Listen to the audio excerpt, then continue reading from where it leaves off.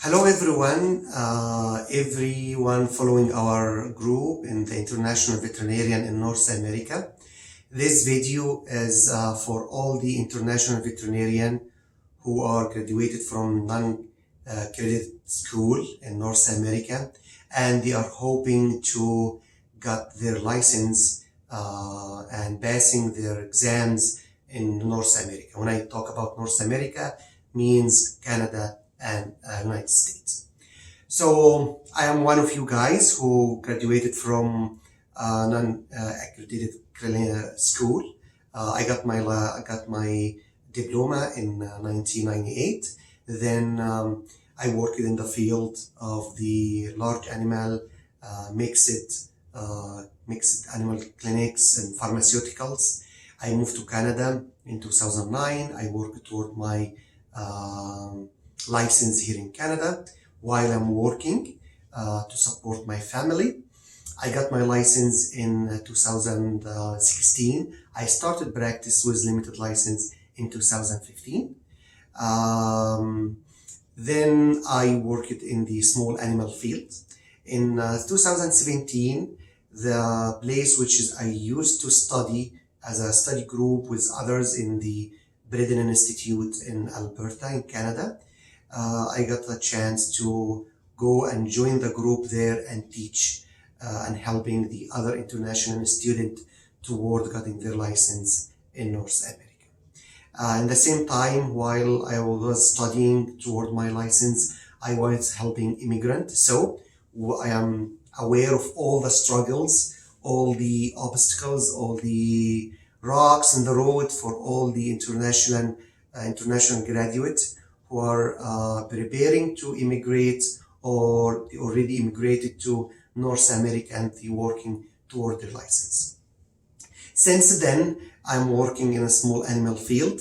The International Veterinarian in North America group established about 6 years ago. The goal of this group is to help by providing real cases, providing real information, tips for all the students, tips for all the veterinarians who want to pass their exams by situation, real cases, solutions, way of treatments, tough cases sometimes.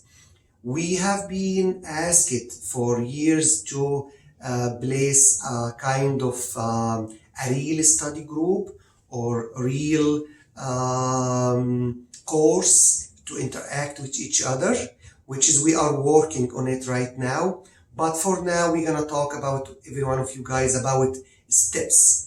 Before you go and start the studying, you need to know what is the steps to get your license. Before I go and talk about that, I'm gonna talk first about you as a veterinarian in North America. What is the difference? What's about the veterinarian in North America? First of all, the people talk about salary. Salary for veterinarians is reasonable. In some places is a good pay versus other jobs and other professions.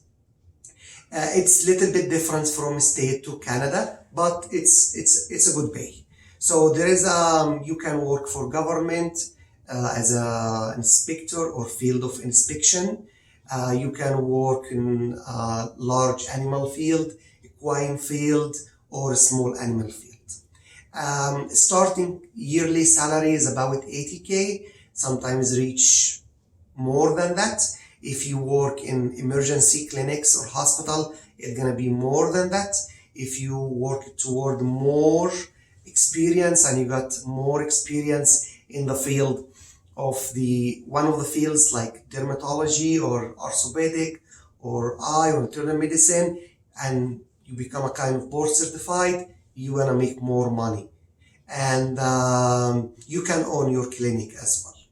So it's all are open for up to you.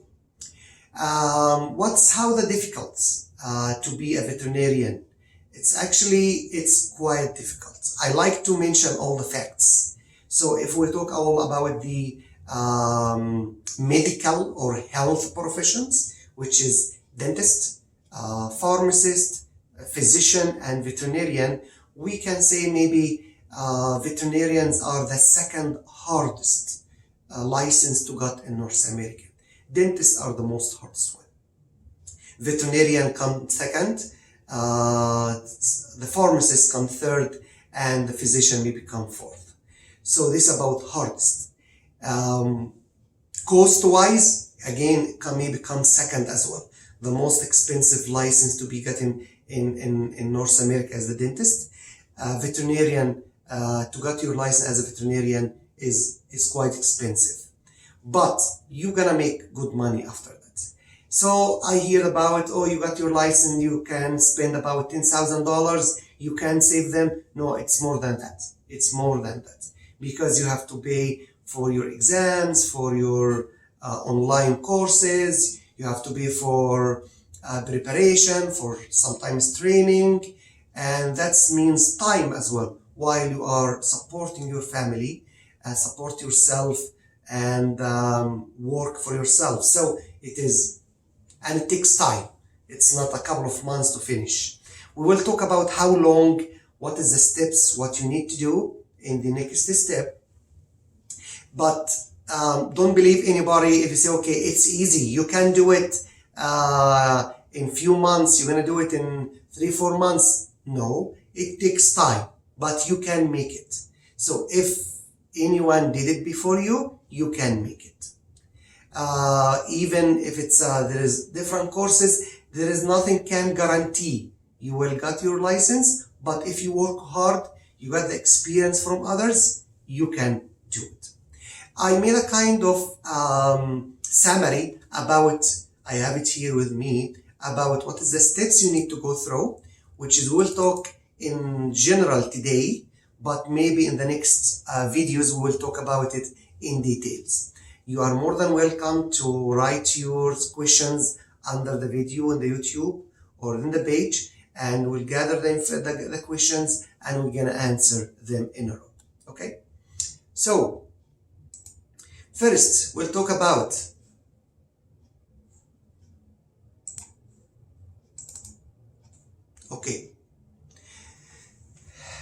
when we talk about North America, either Canada or United States, the steps to get the license is very close, till the point after you got your license from one of those big organizations, you can join the second and transfer your results and your information from one to the second one. And during the way to get your license, you can even register in both. But it's different where you live. So if you live in United States or you are planning to try to immigrate to United States, you don't have to register in the Canadian board. But if you live in Canada, it's advantage to register in the Canadian board and the American board. So we have two boards. We have NEB, which is the National Examining Board, which is in Canada, and we have ECVSG, which is the Educational Commission for Foreign Veterinarian Graduates. This is in US. So if you are a resident of Canada, to register in the Canadian board and the American board, it's advantage. Why? Because sometimes you need to get your last exam, which is a CBE, done, and there is no enough spots, or there is no enough seats in Canada. So you can do your exam in United States. So if you register in both in the same time, and whenever you do an exam, wherever you finish something, you transfer the result so you can go with both in the same time. The idea or the disadvantage or the drawbacks of this, you have to pay for registration in both, in the United States board and the American board. I will go over general information about the both boards, the NEB, the National Examining Board in Canada, and the ECVSG, which is the Educational Commission for Foreign Veterinarian Graduates, which is in US. You will see they are very close.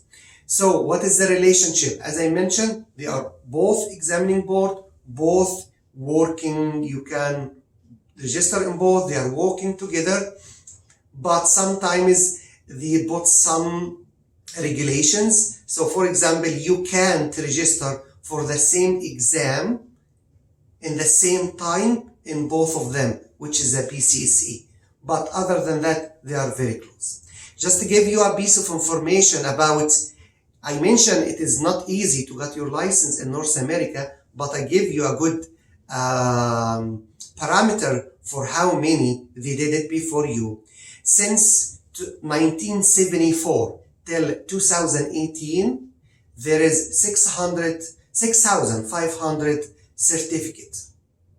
So it's lots of international graduates were able to get their license in United States. That's plus the number in Canada. So we'll go first for the steps for the ECVSG certification program, which is organized and sponsored by EVMA, the American Veterinary Association, Medical Association. So there is four steps, and there is extra one, but it's not there because it's a license exam, which is everyone has to do it. The first step is to registration. And for the registration, you have to fill the online form. You got your copy of your diploma, copy of transcripts of the whole subjects you got. You pay the fees, which is about 1,400 American dollars. And this original registration fee valid for 2 years. If you pass 2 years, you have to renewal, and there is a couple of hundred you pay for that. You have to do verification of your educational credentials, which is this organization, the ECVSG, they're gonna contact your school and they verify your graduation. They're gonna send them a form with your picture and ask them to verify that you pass your all the marks, you got your certificate, and this is kind of verification for your part. So that's beside other letters. You will see a letter from another veterinarian, say you're gonna mention, oh, he knows you, and blah blah blah. This is the first step, the paperwork. You prepare everything, you register, you pay the registration fees. They're gonna send a letter to your school. Your school gonna respond directly by the stamp and signature of the head of the school to the office in AAVMA to verify your certificate. Second step gonna be your English language ability. English language ability, which is your you pass one of the few tests according to. So there is TOEFL IBT, there is IELTS, there is CALE, and for the French speaking in Quebec, they have their own test as well. For the English language ability, it's for TOEFL there is certain marks you have to pass, like the minimum required score for listening is 25, and 22 in writing, 22 in speaking, 23 in reading. So this is for TOEFL. For IELTS, there's overall 6.5 academic. IELTS academic. For 6.5 for listening, 6 for writing, 7 for speaking. And this is the minimum. Okay? So for CALE, which is a Canadian Academic English Language Assessment, so this test can be accepted in the United States and can be accepted in Canada. And the overall 60, at least you got 60 in listening, 60 in writing, 60 in speaking. So there is some candidates can be, there's kind of waiver policy. There's some graduate, they don't have to pass this exam or do this exam. So if they did the high school, the 3 years high school in English in America, in Great Britain, Australia, in your country, but you have to get a letter from those you studied 3 years in English, and the school, they're gonna send it to the office, and they're gonna verify that, and they can waive this step from your steps. Score has to be sent from the school to the office directly. Step 3, which is basic and clinical science knowledge, the BCSE. The BCSE test. This is the basic knowledge exam. Everyone has to pass this one. It wasn't before, but they started in 2007, 2008. Everyone has to do that. It's a computer-based examination. You have to do it. It's 225 questions designed to help to assess you have a basic knowledge. Then the 4th step, which is the CBE test. The CBE test is this is a clinical skill test, which is hand-on test for few days. It's sometimes 3 days, sometimes 4 days. It is 7 exams like surgery, anesthesia, internal medicine, equine, food animal or large animal, necropsy, radiology. So you have to do all these tests. It's all hands-on.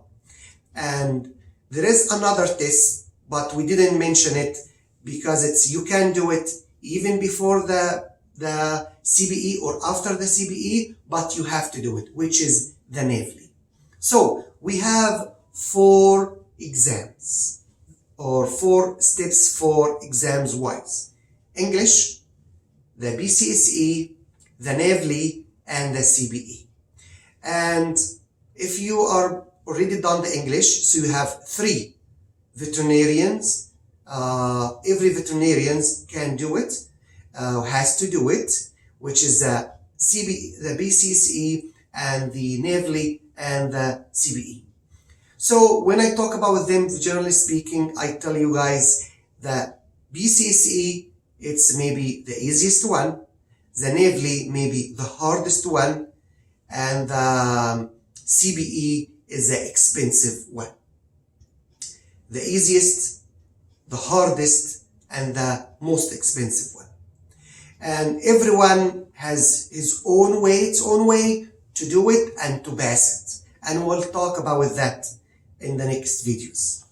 So this is for the American board. The Canadian board is very close to this one. You have to prepare your documents, notarize all your documents. By the way, you don't have to send the original.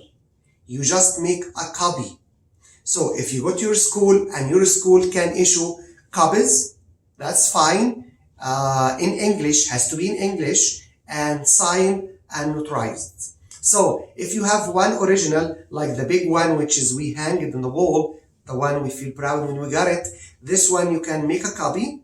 And if it is in another language other than English, you have to translate it to English. Then you notarize it, this one, and you send it. So it's better to have a copies of your certificates. They're gonna need it. And but don't send, my advice, don't send your big certificate, because this one you might lost it. So just make a copy and notarize this one. Transcript or the academic records, the more documents, the more certificates you do it, it's better.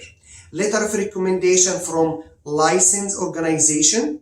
So you got your license from Malaysia. So you got from your syndicate there, from the organization you are, your association there, a letter of recommendation. If you got your license from different countries, you can get a letter from everyone. Letter from recommendation from veterinarian, someone in the veterinary profession, another veterinarians, and he is a kind of responsible citizen. A notarized copy of your birth certificate, passport, another piece of official government identification. So for the surgical experience documentation, it's different from organization to another. So in Canada, they ask for to pass a test. For instance, to state you got a letter, you did a surgery. Check or money on the order, you can send it to the NEP. So that's in English or in French according to what you're gonna apply for. So in order to receive your certificate of qualification, you have to apply for a license for any of the 10 provincial veterinary license boards in Canada, and you do your part. So again, it is the same sequences. The access to your English ability one, which is TOEFL, and the IELTS or CALE. Then you apply for the, after you finish this part, you apply for the basic, and then the NAVLE, then the CBE. There is a little bit difference in Canada and United States about our profession. You have to finish your first part, which is the English first, before you go for the other test. So you finish your English part, then you can apply for the basic test. So see, through Canada or through United States, it's almost close to each other for the stepwise. And after that, before you go for the last one, there is part really important, which is training. Training, it's not a requirement, one of the requirement by both boards, but you have to do it to get your experience to do the test. Cost-wise for those exams is different, and that's why I said it's quite expensive. The registration fees, it's different from one to another. So in Canada, the first initial year is $500. In United States, it's $1,400. And then there is, after 2 years, you have to renewal. So to do the about $200, $250. The BCSE exam, $465. Then the NAVLE exam, about $1,000, $1,055. Then as I mentioned, in Canada, they have extra exam called BSA, Preliminary Surgical Assessment exam, which is you have to pass before you go for the CBE exam. This exam costs about $1,000. Then the last one, which is the CBE exam, it's about $7,800. So $7,800 to do the last exam. Plus the training, which is based on where you're gonna do your training. Online courses or box you have to do. Accommodation and traveling, because to do this test, especially the last one, you have to do it somewhere. The BCSE, the English, and the NAVLE, you can do them in your home country.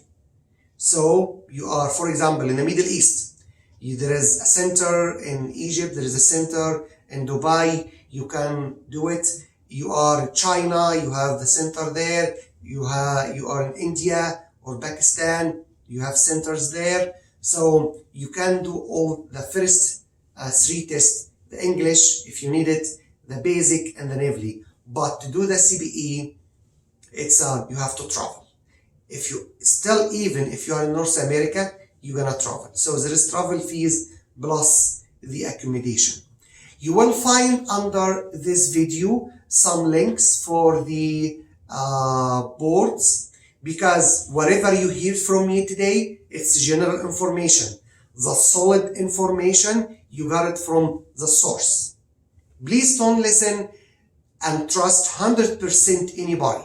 So you got some information, general information from me today, but the solid information, the updated, up-to-date information, you will find it in the CVMA board, that's the Canadian board, and the EVMA website, and the Board of Examination. So you will find some links on under this video, guide you to go and scan the information, know the steps, see what's applying you, what's real document, what is every single document needed by those both big organizations. We are helping you guys, but we are not the responsible people to give you the certificate and to pass your exam. So you will find under the video